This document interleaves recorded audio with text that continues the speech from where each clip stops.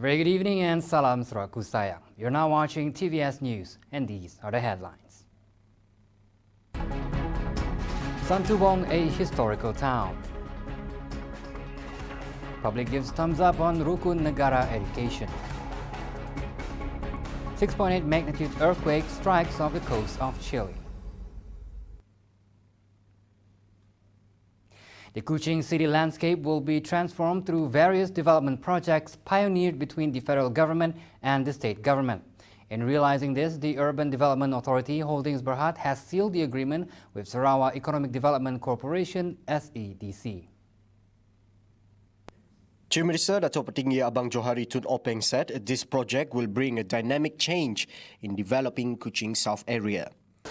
Tapi ini adalah direct improvement of UDA in a major project that will definitely change our Kuching landscape, particularly the part of Kuching, iaitu di kawasan selatan. Dan dengan adanya projek ini, saya rasa dia telah dapat memberi ruang kepada kita dalam memulihkan ekonomi kita. Abang Johari says the effort to increase the rate of Bumiputra to own property can be done, specifically in the state. The location will be near the industrial park at Pending Height with land of 12.6 acres and a total cost of 480 million ringgit. Saya difahamkan bahawa letak bangunan ini, projek ini ada strategik lah. Tidak jauh daripada Jambatan Tun Salahuddin dan dua-duanya menyuruh ke arah Pondok Convention Center dan juga pintu kepada Petrajaya. Dan sudah tentu saya rasa bahawa projek ini akan memberi manfaat kepada rangka pembangunan kita di Bandaraya Kuching supaya ada kemudahan bukan saja untuk orang tempatan tetapi pelawat kita yang datang ke Sarawak untuk melihat keindahan yang ada di bumi Kenyalang ini. Meanwhile, Minister of Entrepreneur, Development and Cooperatives, Datuk Sri Wan Junaidi Tuanku Jaafar is confident with this collaboration will further exploitate the development potential in Sarawak. InsyaAllah, dengan adanya usaha bersama pada kali ini, saya cukup yakin bahawa SEDC mempunyai banyak peluang-peluang dan ruang-ruang yang boleh diberi kepada UDA untuk kita menyelanggar ataupun melaksanakan apa yang saya sebut sebagai amanah untuk dilaksanakan oleh pihak UDA dan bersama dengan pihak SEDC. Meanwhile, the Memorandum of Understanding and Cooperation Agreement marks UDA Holding Berhad's first project in Sarawak focusing on the state development. Its chairman, Dato' Jalaluddin Alias, said the collaboration will serve as a catalyst to the ongoing design development plan. Dengan adanya pembangunan yang terletak di kawasan yang strategik, di kawasan sekitar 5 km daripada pusat Bandar Kuching, dianya dapat kita harapkan untuk memaksimumkan potensi tanah milik SEDC khususnya di Sarawak ini dan seterusnya dapat memberi dan membuka peluang bagi menjaga keuntungan khususnya di kalangan penduduk tempatan. For SEDC, this strategic cooperation enables expertise sharing between both parties through various resources in exploring business development opportunities. Selain daripada ini, memorandum perjanjian usaha-sama ini juga akan memberi peluang kepada SEDC Sarawak untuk bekerjasama dengan UDA Holding Berhad dalam banyak lagi bidang yang berkaitan dengan pembangunan hartanah, bidang penghormatan pengurusan fasiliti dan lain-lain lagi. Dengan adanya perjanjian usaha sama ini, pihak kami akan bekerjasama mengembleng sumber modal, bidang dan kepakaran yang We often hear of Santubong's history told through stories and folklores. Soon, all of Santubong's history will be made available to the public. As the Sarawak government is now working to develop Santubong into an archaeological and heritage town, complete with tourism facilities. According to Minister of Tourism, Arts and Culture, Dato' Abdul Karim Rahman Hamzah said, most of Sarawak's trade history originally began in Santubong. Among them, human rock carvings in Jaung River, old Hindu temple in Bongkisam and Maras Hill, and Wallace Centre that was home to renowned scientist Alfred Wallace for 2 years. All three of these places are steeped in stories and treasures that will not only attract tourists but also history lovers.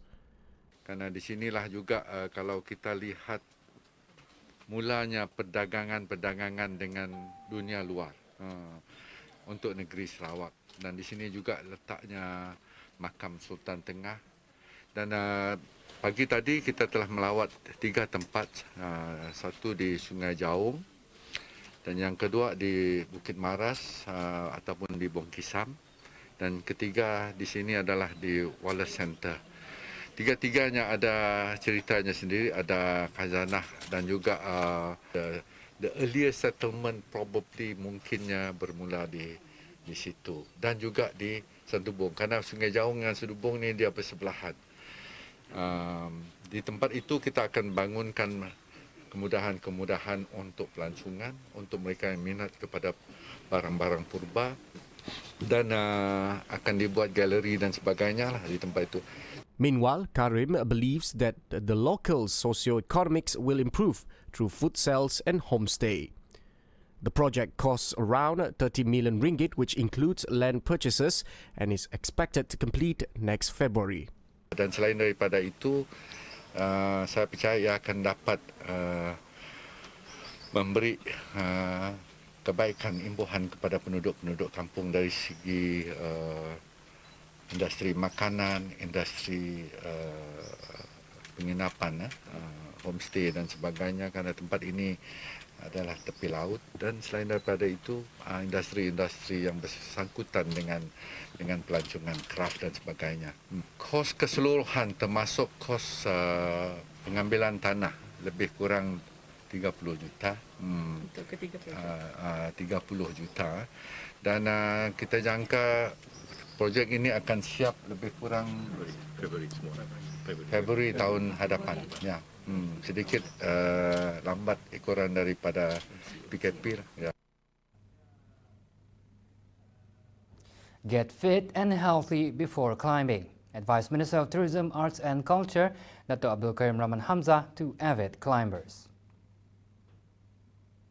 Karim said this in response to the incident in which a climber succumbed to death after experiencing breathing difficulties. Nasihat saya juga kepada mereka yang nak naik bukit, please make sure, pastikan kita sehat apabila nak naik bukit itu.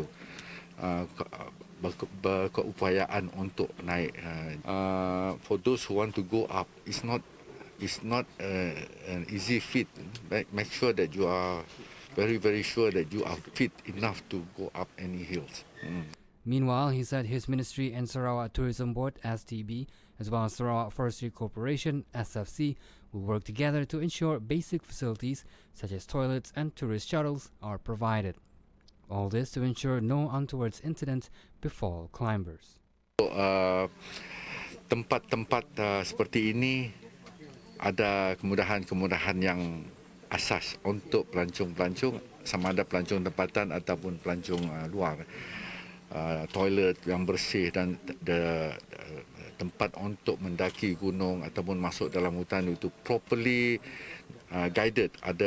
Kerana kita tidak mahu mereka ini masuk dalam hutan hilang. Karena banyak kes hilang.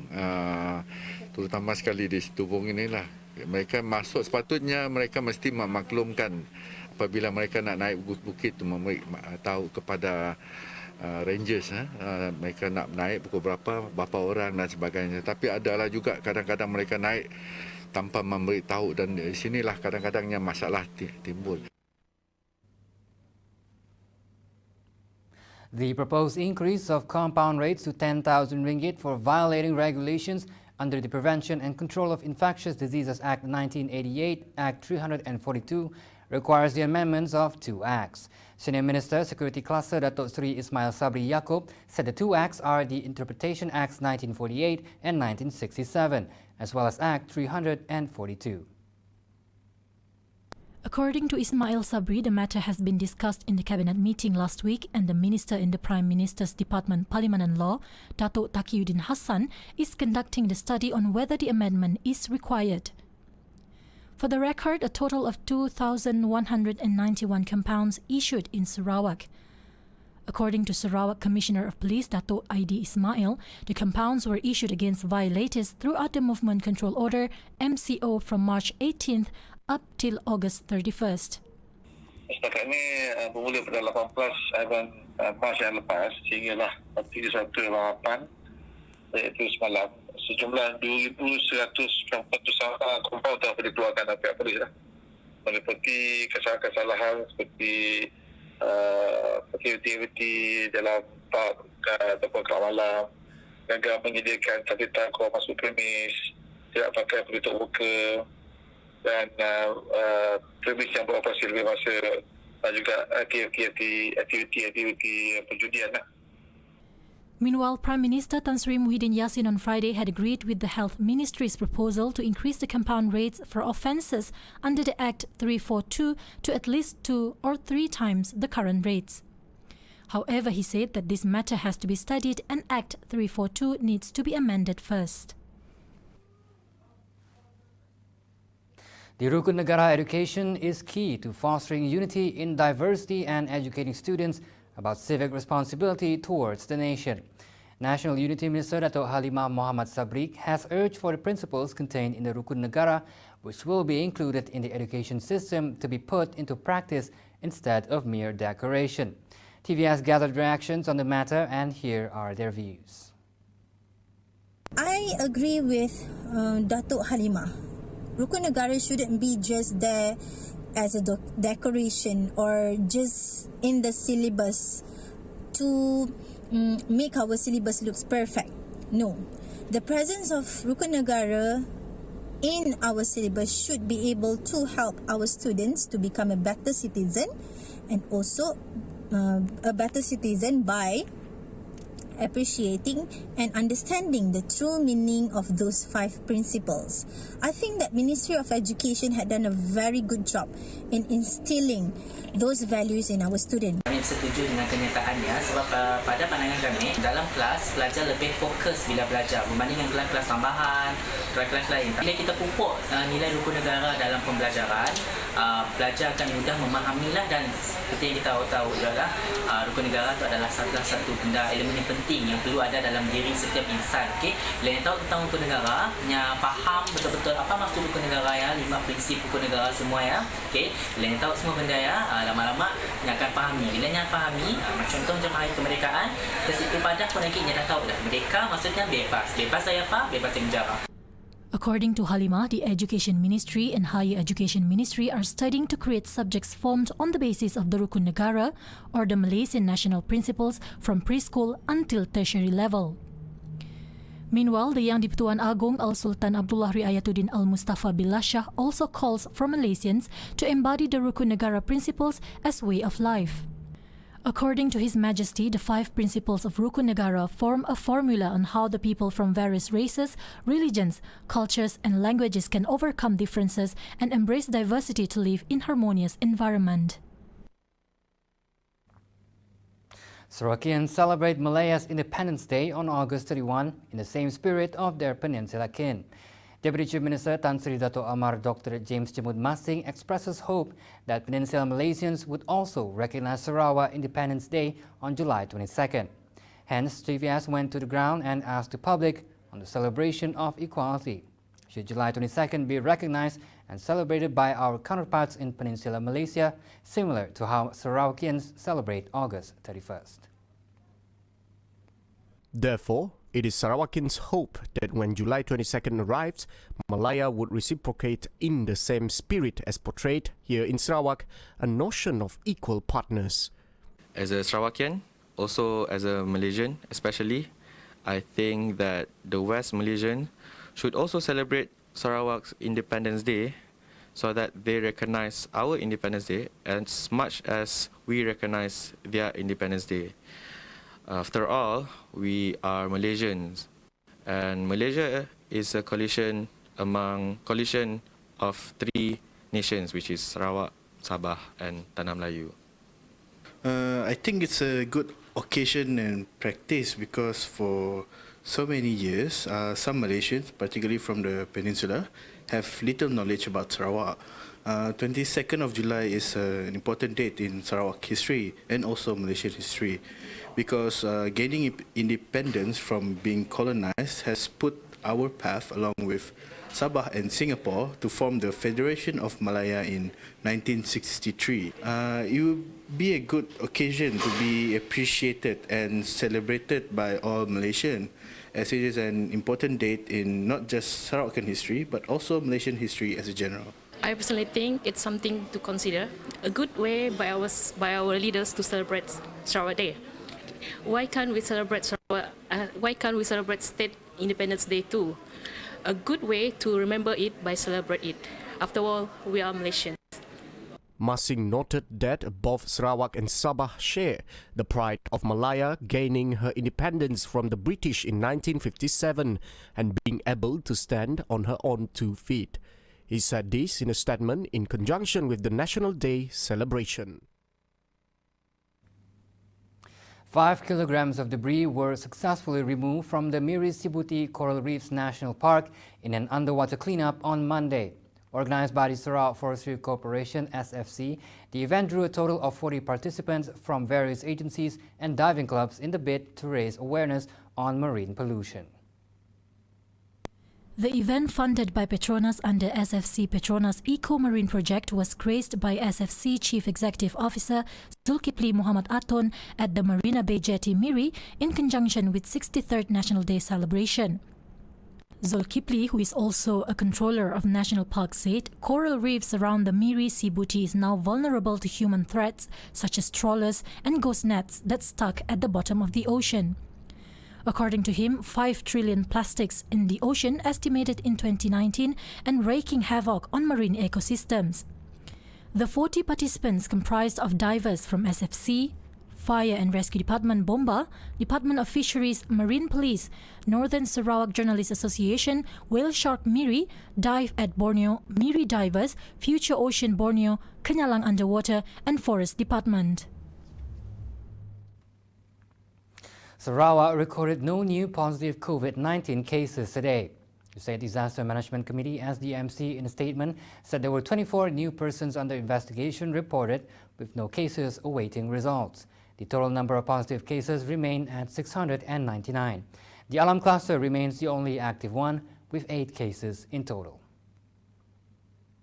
17 cases are still being treated at hospital isolation wards. 11 at Bintulu Hospital, 5 at Sarawak General Hospital, and 1 in Miri Hospital. A strong earthquake with a magnitude of 8.8 struck off the coast of northern Chile. There were no immediate reports of casualties or damage, and the Chilean Navy said there were no possibility of a tsunami.